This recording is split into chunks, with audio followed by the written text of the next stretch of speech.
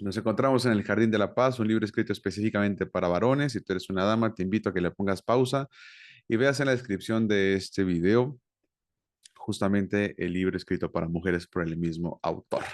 Esta es una petición específicamente del autor y para los varones que sí se quedan conmigo el día de hoy. Hoy es jueves 12 de septiembre, son las 6:23 de la mañana del año 2024. Y bueno, nos encontramos prácticamente al final de este libro. Nos encontramos en el apéndice 1, la búsqueda de pareja. Y justo la clase anterior o la sesión pasada estuvimos revisando cómo podríamos pensar en cuidar a nuestros hijos con respecto a la selección de la pareja. ¿De acuerdo? Entonces nos dábamos cuenta cómo realmente es algo bien especial que no solamente este libro pues trata sobre lo que nosotros necesitamos, sino también lo que nosotros necesitamos transmitir a nuestros hijos. Entonces, justo la semana pasada, compañeros de milicia como Joseph Palas, Javier nos compartían justamente esta intención sobre cómo es algo en lo que prácticamente podríamos tener y no injerencia a la vez.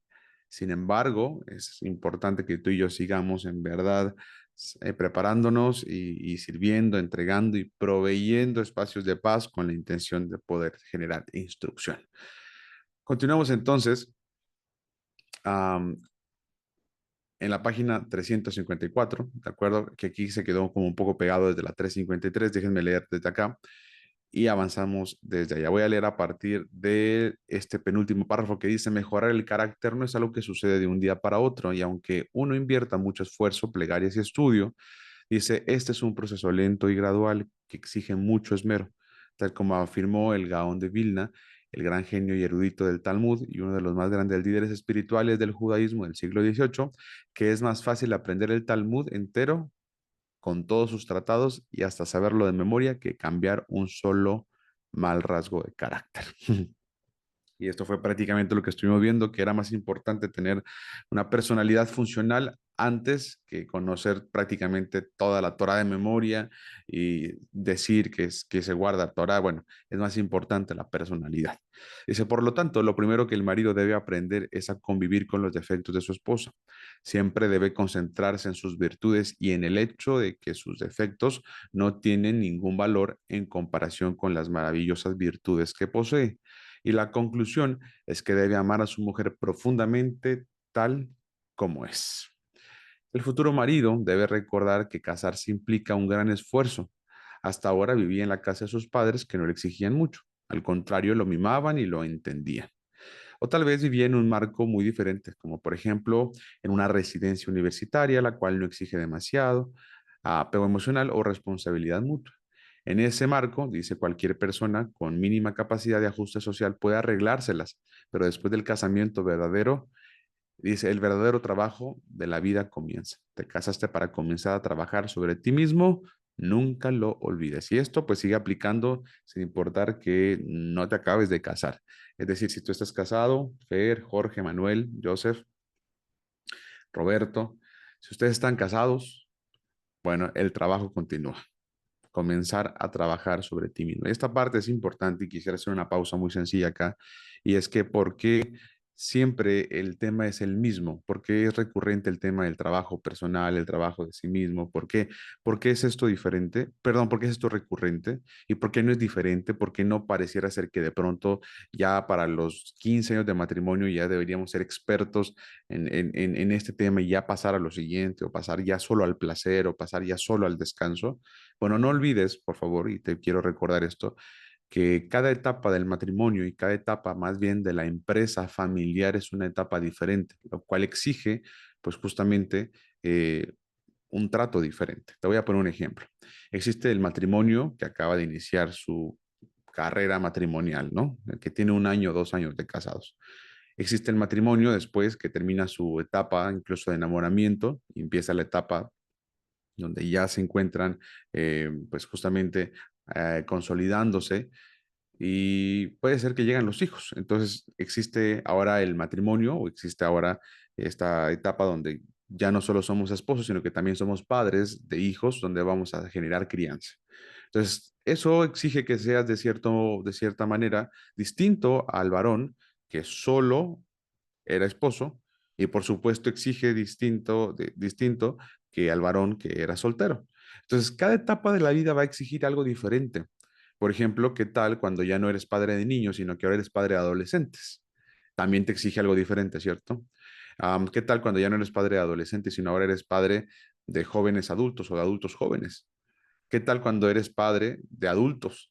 ¿Qué tal cuando eres padre con hijos adultos y también con nietos? Entonces, y no solo estoy hablando de la paternidad, por supuesto, estoy hablando de todo lo que implica el sostenimiento de la esposa o el sostenimiento matrimonial, de acuerdo a la sostenibilidad matrimonial, y cómo con cada etapa, pues justamente se va adquiriendo diferentes responsabilidades y necesidades distintas. Por lo tanto, eso de comenzar a trabajar sobre ti mismo es una cosa que empieza con cada etapa del matrimonio, con cada etapa familiar.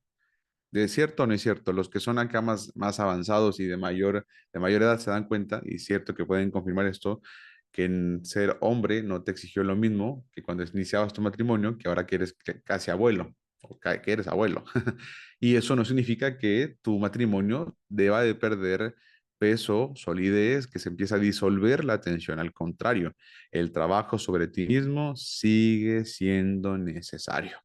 Y eso es una de las cosas que necesitas empezar a transmitir también a tus hijos. Cada etapa de la vida exige que aprendamos diferentes cosas y mayores cosas.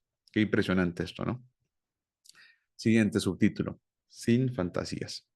El conocimiento que la meta del matrimonio es un verdadero trabajo constituye la mejor preparación para la vida conyugal. Voy a volver a leer que es importantísimo esto que acabo de decir. El conocimiento, o sea, el conocer que la meta del matrimonio es un verdadero trabajo, pues constituye, ayuda a la mejor preparación, perdón, para la vida conyugal. Una vez que sabemos este hecho primordial, alcanzamos la fuerza y la paciencia para soportar las dificultades que aparecen en el camino que debemos andar para construir una durable unión matrimonial, de la que saldrán maravillosos frutos. No tenga ninguna duda, todos los buenos hogares de los cuales salieron generaciones rectas y hasta los grandes justos y líderes espirituales de nuestra nación se construyeron con mucho trabajo duro y esfuerzo constante y serio. No existe ninguna pareja en el mundo, incluso de los grandes justos, a la que le fue todo fácil desde el principio y la que haya gozado inmediatamente de la paz doméstica. No. Ellos, el hombre y la mujer, trabajaron duro, sacando fuerza de lúcido conocimiento de lo que les espera y de lo que quieren conseguir juntos. Solo así afrontaron todas las dificultades y pruebas con éxito. Qué afortunados. El arrogante solo pierde. Es fundamental que el soltero no sea ni orgulloso ni demasiado quisquilloso, ya que en este tipo de gente, ya que este tipo de gente, perdón, pierde finalmente a su auténtica pareja, tal como dijo el gran rabino, el Stapler, vi con mis propios ojos a aquellos que perdieron con sus propias manos sus auténticos cónyuges a causa de su orgullo. El hombre soltero con el ego inflado piensa que él es algo especial y que necesita una mujer igual a él, que posea todas las virtudes existentes. Entonces, lo que ocurre es que cada una de las candidatas que conoce no es suficientemente buena para él. El tiempo pasa y él desperdicia los mejores años de su vida tratando o buscando a esa mujer que sea realmente digna de él, aunque ella es el mero producto de su imaginación. Los años siguen pasando y él se transforma en un manojo de nervios hasta que al final, sin ninguna otra mejor opción, se casa con cualquiera. El Stapler añadió con gran emoción y dolor. Muchos hombres ya avanzados de edad vienen a verme con lágrimas en sus ojos preguntando, ¿dónde está mi media naranja? Y yo les respondo, ya la conociste hace muchos años, cuando empezaron a hacerte proposiciones de parejas, pero tú la rechazaste. Ella no te cayó bien por algún motivo, sin importancia. Hace ya mucho que se casó con otro. Ese es el destino del corazón arrogante y retorcido. Esos solteros pierden a sus futuras cuando rechazan una propuesta de matrimonio sin consultar con un guía espiritual confiable, que ciertamente le habría aconsejado no rechazar cierta propuesta. O sea, la pareja que le habrían reservado desde lo alto. La elección está en tus manos. El Stapler enseñó también que cuando nuestros sabios afirman que 40 días antes de la concepción del niño, una voz celestial proclama que la hija del fulano está designada para el hijo de Mengano, eso no es un decreto que necesariamente tiene que concretarse. Más bien, la voz celestial proclama que ese es el camino indicado y que ella es adecuada para él, y él tendrá la ayuda celestial necesaria para encontrarla con facilidad. Pero incluso, entonces, está vigente, perdón, el libre albedrío. A través de sus actos, la persona puede hacer que no merezca a la pareja destinada y ella no se transforme en su cónyuge. La circunstancia presente es la que cuenta. Voy a hacer una pausa antes de irme a este párrafo y quiero comentar con respecto a esto que decía antes, de 40 días antes que se escucha una voz. Esto es parte de la ley oral, por supuesto, y tiene mucho que ver con el sistema y cómo funciona el judaísmo en algunas pues partes del judaísmo. Y es que justamente existe aún este tema de la casamentera, que es, por ejemplo, que una persona, una dama de la comunidad contribuye a casar a las parejas, ¿no? A unir a las parejas, ¿no? Y este rol es parte de un rol de la comunidad. Entonces, se menciona que incluso acá mencionaba que acá podrían habérselo sugerido, incluso desde antes y demás. Quien le sugiere es la casamentera, ¿no? O también puede ser algún rabino. Ahora, lo que está diciendo acá es parte de ley oral, no es bíblico, por supuesto, y no es algo que suceda con respecto a algo que aparezca en la Biblia, ¿no? De que se escuche una voz que dice que alguien es para alguien, ¿no? Hay algo importante de todo esto y es que justamente dice que, digamos, como solo será como un camino que podría tener o que podría como participar, pero dice que a través de sus actos la persona puede hacer que no merezca la pareja designada y ella no se transforme en su cónyuge.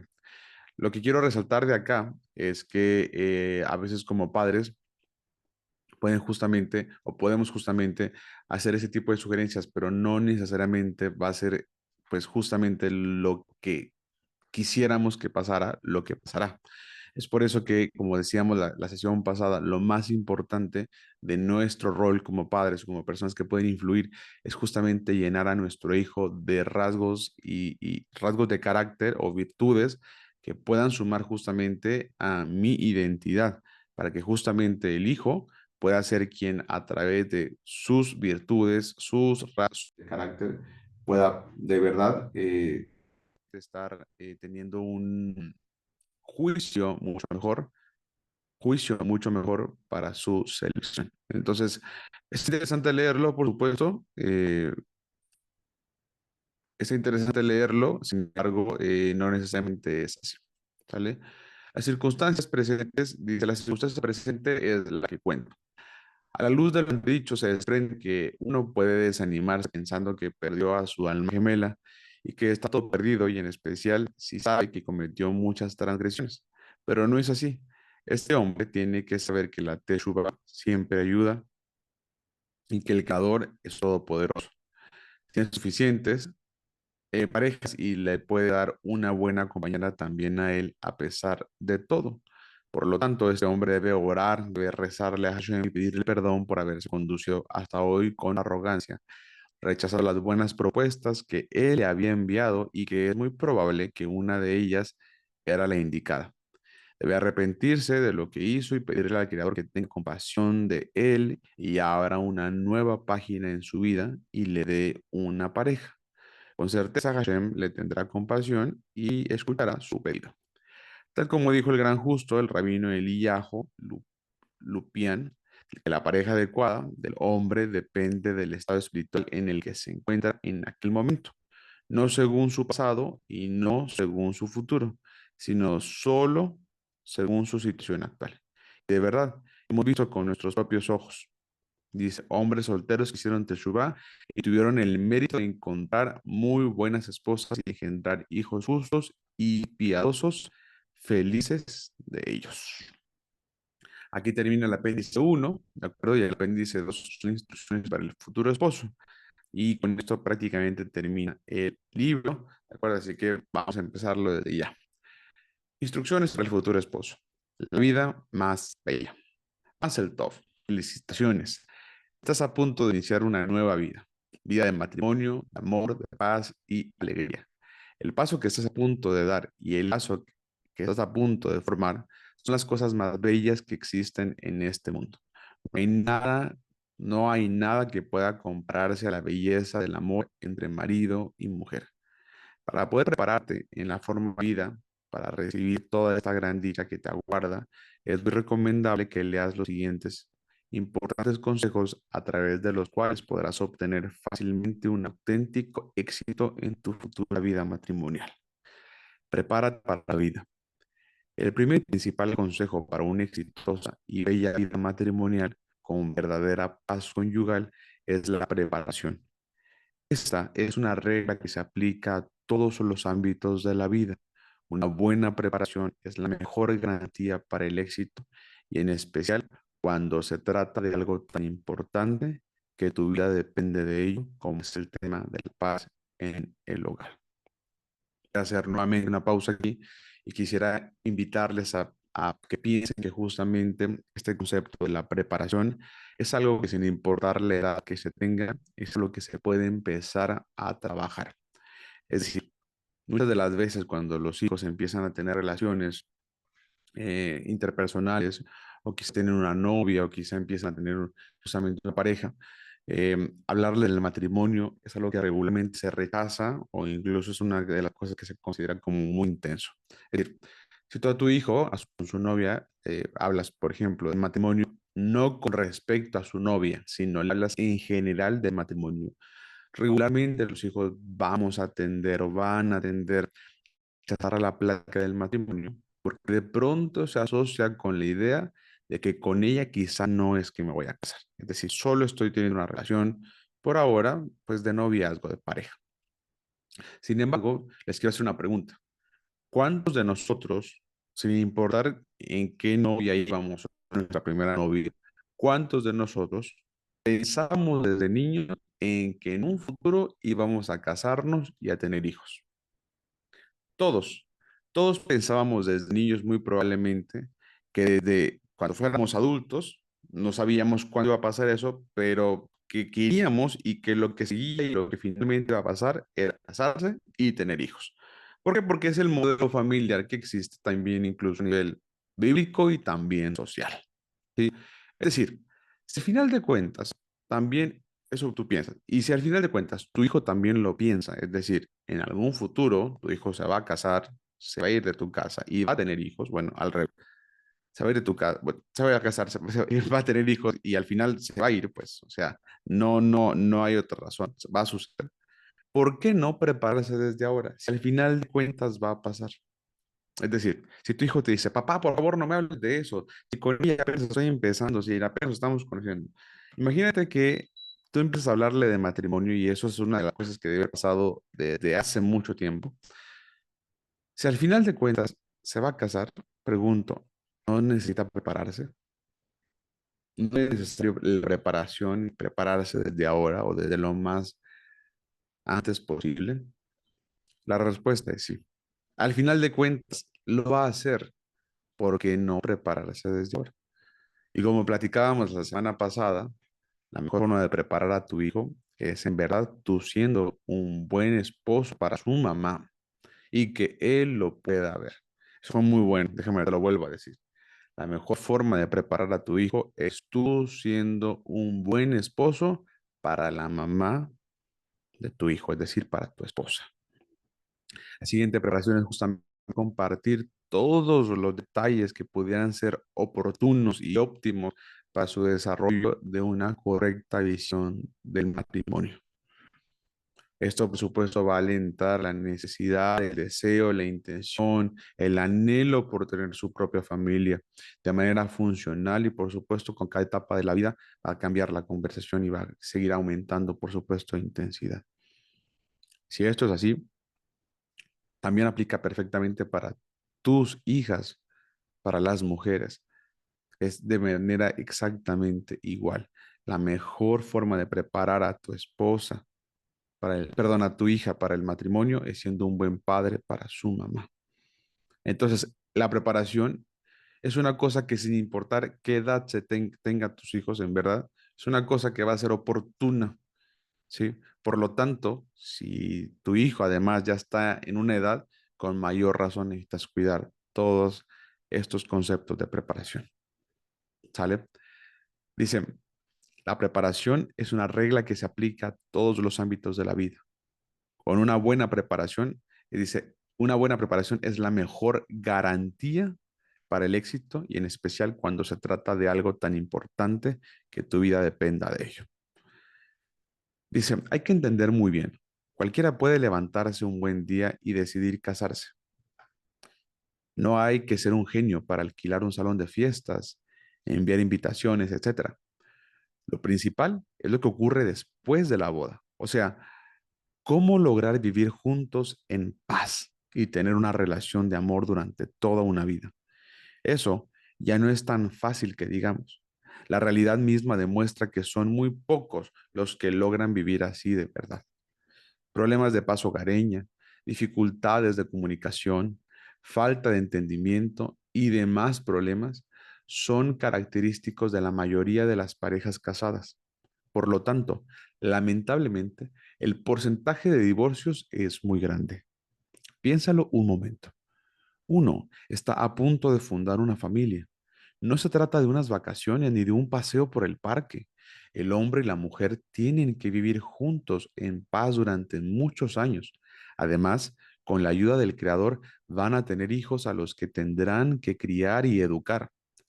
Estos son temas muy complejos que exigen un estudio concienzudo, además de una gran ayuda divina. En cualquier campo en el que el comportamiento de una persona afecta a su prójimo, como por ejemplo conducir un automóvil, practicar la abogacía o la medicina, incluso ser peluquero, uno tiene que estudiar la teoría, adquirir la práctica y obtener experiencia como interno o suplente. Luego, uno tiene que demostrar sus conocimientos aprobando una serie de exámenes, por lo general, tanto prácticos como teóricos. Recién entonces uno puede recibir una licencia que le permite conducir un automóvil, practicar la ley o la medicina, o cortarle el cabello a otra persona. Qué sorprendente que precisamente cuando se trata del matrimonio, que es un tema tan importante y que tiene tantas repercusiones tanto en el individuo como en toda la sociedad, la gente simplemente vaya y se case. Que se case sin estudiar antes cuáles son las obligaciones que esto implica y a qué desafíos va a tener que hacer frente y sin orar antes para vivir en paz con su cónyuge, en verdad es muy sorprendente. Si bien aún no se ha decretado una ley que obligue a personas a estudiar antes de casarse, de todos modos, cualquier hombre con un mínimo de inteligencia entiende perfectamente que se necesita una preparación adecuada para la vida matrimonial. Al haberse preparado en la forma de vida, no solo ganará él, sino también todos los que de él dependen y en forma indirecta el mundo entero. El día de la boda. Es conocida la regla que enseñaron nuestros sabios. Todo va tras el comienzo. Cuando el comienzo es bueno, ciertamente lo que siga también será bueno. Nos enfocaremos entonces en el comienzo de la vida matrimonial, el día de la boda. El Rebe, Kotzk, solía decir, el día de la boda es el día más importante en la vida del hombre. Qué lástima que fue entregado a manos de niños. Lo que quiere decir es que las parejas jóvenes no son conscientes de lo inconmensurable que tiene el valor del día de la boda y por eso no saben aprovecharlo. En efecto, es un día tan importante en el cual uno puede obtener salvaciones para toda la vida matrimonial. Por eso, antes de llegar al palio nupcial, es muy importante que sepas exactamente qué es lo que está a punto de sucederte, cómo debes conducirte, en qué tienes que poner el énfasis, cuál es el orden de los ritos de la boda y qué significa cada uno de ellos. porque todas las costumbres de la víspera de la boda contienen una profunda significación. A fin de facilitarte la comprensión del tema, hemos redactado una síntesis de los rituales de ese día tan importante, la víspera de la boda. Primera etapa, la ketubá, el contrato matrimonial. Cuando el novio llega al salón de fiestas, el rabino se sienta junto a él y anota sus datos personales en la ketubá. Cuando el novio firma el documento de la ketubá, tiene que saber que está firmando un contrato y que su firma lo obliga a cumplir con todo lo que está allí escrito. Siempre dice, antes de firmar cualquier documento, uno lo lee en forma minuciosa, consultando con su abogado. Averigua muy bien a qué se está comprometiendo con su firma y piensa dos veces antes de firmar para comprobar si está a la altura del compromiso. Nadie firma algo antes de cerciorarse qué es lo que está firmando, con más razón antes de firmar la ketubá.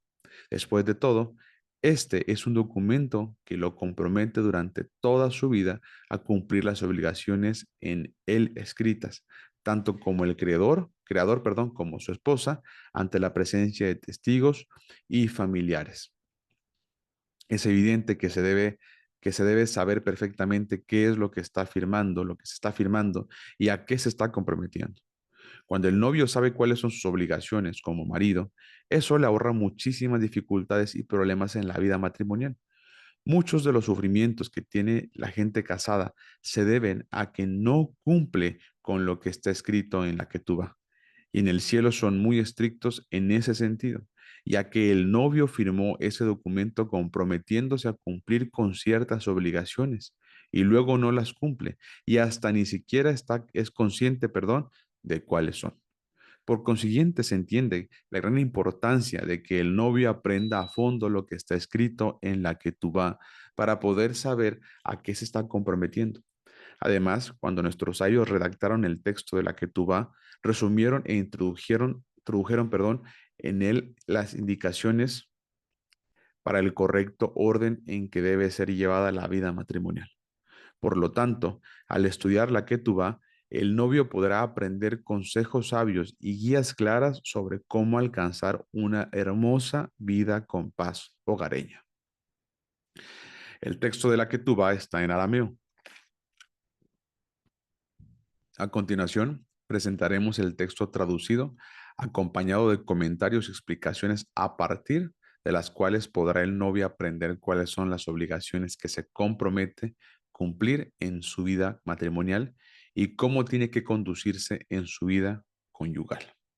Les quiero hacer una pregunta a todos mis estimados caballeros, amigos. ¿Quién de ustedes se casó con ketubá?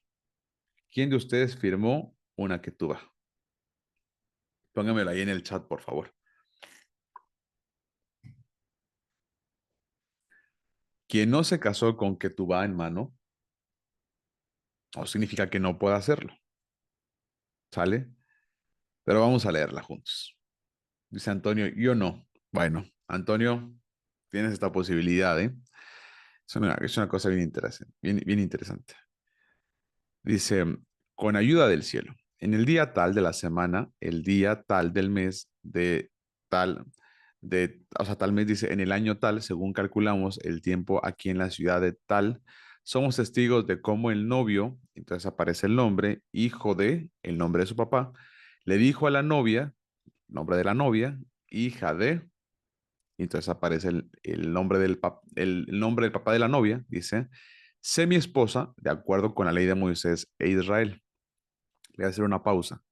Dice acá que, dice Jorge, no tenía ni idea que existía, pero sí me gustaría. Eso es bien precioso, mi estimado Jorge, porque esa es una forma hebrea de casarse. Es una forma muy hebrea de casarse. E incluso es muy legal en el aspecto hebreo y cómo funcionaba incluso bíblicamente. Podrías pensar que era lo que se firmaba, lo que probablemente era la forma en la que se consideraba que estaban casados cuando se firmaba este contrato. Era una cosa bien impresionante. Mira lo que dice justamente la escritura. Dice, le dijo, sé mi esposa, espérate que me perdí, sé mi esposa de acuerdo con la ley de Moisés e Israel. Y yo Am, Aquí está, es que me perdí, quería esta palabra. Dice, somos testigos de cómo el novio le dijo a la novia, sé mi esposa, de acuerdo con la ley de Moisés e Israel. Y yo, con la voluntad, es decir, yo el esposo, con la voluntad y la ayuda del cielo, trabajaré, te respetaré, te alimentaré, te sustentaré, te mantendré, te atenderé y te vestiré, como es la costumbre de los hombres judíos que trabajan para sus mujeres. Y como dijimos, la parte del judía es la parte que más predomina, pero no significa que sea solo de los judíos, ¿de acuerdo? Es para todo Israel. Dice, así como que trabajan para sus mujeres, dice, las honran, las alimentan, las sustentan, las mantienen, atienden y las visten de verdad.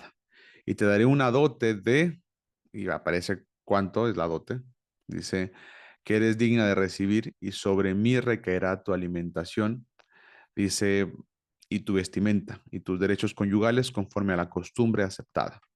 Y la novia estuvo conforme y aceptó convertirse en su esposa. Las condiciones que se establecieron entre ellos son vigentes y válidas, y él no se casará ni se comprometerá con ninguna otra mujer y no venderá ni hipotecará ninguna de las propiedades de ella, a menos que cuente con su absoluta autorización y buena voluntad. Y no la inducirá y no la convencerá a que le perdone y renuncie a la suma indicada en la que tú vas, ni total ni parcialmente, ni a ninguna de las condiciones que contiene la que tú vas. E incluso si ella renunciara por sí misma, esa renuncia resulta anulada desde ahora y es como algo insustancial. Y no saldrá del país sino con su permiso y consentimiento. Eso que está diciendo acá, está hablando acá, mire, cuando decía te daré una dote de, esta dote hace referencia justamente a la parte de incluso una, ¿cómo se llama? Cuando fallas en un contrato y tienes que dar una, a ver, dígame usted la palabra, por favor, una, seguro alguien sabe cuál palabra es. Aval, no, no es un aval. Cuando estás haciendo un contrato, cuando tienes un contrato, fallas en el contrato, ahora tienes que dar una. Penalización está cerca, pero no es la palabra. Ahí está, indemnización. Gracias, Javier. Tiene que ver con una indemnización, que es a la que se está refiriendo, ¿de acuerdo? Y esa indemnización justamente es la que dice que la esposa no puede renunciar a ella por causa de que el esposo quiera deshacer el contrato. Dice, y así dijo el novio mencionado, la responsabilidad, la severidad y la validez de esta ketubá, que es este contrato, yo he aceptado sobre mí y sobre mis herederos después de mí para ser pagada de lo mejor de las propiedades que ahora poseo o que pueda adquirir después, reales y personales. A partir de este día en adelante, conforme a los estatutos de nuestros sabios de bendita memoria, todas mis propiedades, incluso la camisa que llevo sobre mis espaldas, todo será hipotecado y garantizado completamente para el pago de esta que tú vas durante mi vida como después, tanto durante mi vida como después. La obligación de esta ketubá fue aceptada por el novio con la severidad establecida por las ketubot y las sumas adicionales acostumbradas para las hijas de Israel en conformidad con los decretos de nuestros sabios, de bendita memoria. Esta ketubá no debe considerarse una mera formalidad o un somero formulario legal, sino que tiene la seriedad y la fuerza de todo documento kasher, que es legítimo según la halajá, y no podrá ser anulada ni invalidada. Según la costumbre sefardí, se agrega, y también se compromete con juramento severo ante Hashem, bendito sea, de confirmar y cumplir con todo lo escrito en este documento de la Ketubá, sin ningún cambio, modificación, subterfugio de manera alguna. Hemos establecido la aceptación por parte del novio, y aparece el nombre del novio, el nombre de su padre, a la novia, hija de, y aparece el nombre de su padre, de este contrato, todo lo cual está establecido y especificado más arriba con un artículo apto para este propósito. Y todo lo que está escrito y todo lo escrito será vigente y claro y auténtico y firme y correcto y permanente. Esto es una ketubá, ¿de acuerdo? Es una ketubá que propone justamente el autor de este libro, ¿de acuerdo? Aquí estaba leyendo que decía alguien que en un retiro de matrimonios dice, se llama la jupá, ¿de acuerdo? En la jupá, pero dice, pero no firme nada, justo porque era algo bastante como significativo, es decir, como algo como expositivo, más que algo como un tema como ya de renovación de votos, pero de casarse con Jupá y de casarse con Ketubá, pues es un poco distinto, ¿de acuerdo? Sin embargo, es algo que se puede hacer, de verdad es algo que se puede hacer y es algo que esto es un giro precioso y muy, muy interesante de cómo pasamos, de cómo se pasa de un matrimonio civil, de un matrimonio de nuestra sociedad actual, a tener un matrimonio con una base como un poco más hebrea, no judaica, sino un poco más hebrea. Y eso es un poco distinto. Ojo, no tiene que ser obligatorio, no es una cosa a la que estemos obligados, tampoco estamos como la palabra lo dice, no pasa eso, solo a que lo está diciendo justamente que es una cosa muy, dice acá, pues significativa del pueblo de Israel. ¿Sale? Si yo me caso, yo voy a firmar una que tú vas. Entonces, o sea, es una de las cosas que yo haría, pues, justamente. Dice Antonio, yo en 14 días cumplo 11 años de casado con mi esposa y me no lo cuenta, entonces, pues, felicidades desde ya. Como decíamos al principio de este anexo, más el top, desde ya, en 14 días, 11 años, bro, es una bendición. ¿Qué tal que puedas tener como este espacio para ir revisando el tema de la que tú vas y demás? Hay algunas que son muy bonitas, por cierto, además, y eso podría darle como un giro muy bueno a tu matrimonio. Sale, pues, vamos a dejarles aquí, mis estimados amigos. El resto lo revisaremos justamente la siguiente sesión, ¿de acuerdo? Quedémonos hasta acá y me gustaría mucho escuchar ahora con qué se quedan, qué les dijo el Señor y qué fue lo que más les gustó de esta sesión. Les escucho ahora, ¿sale?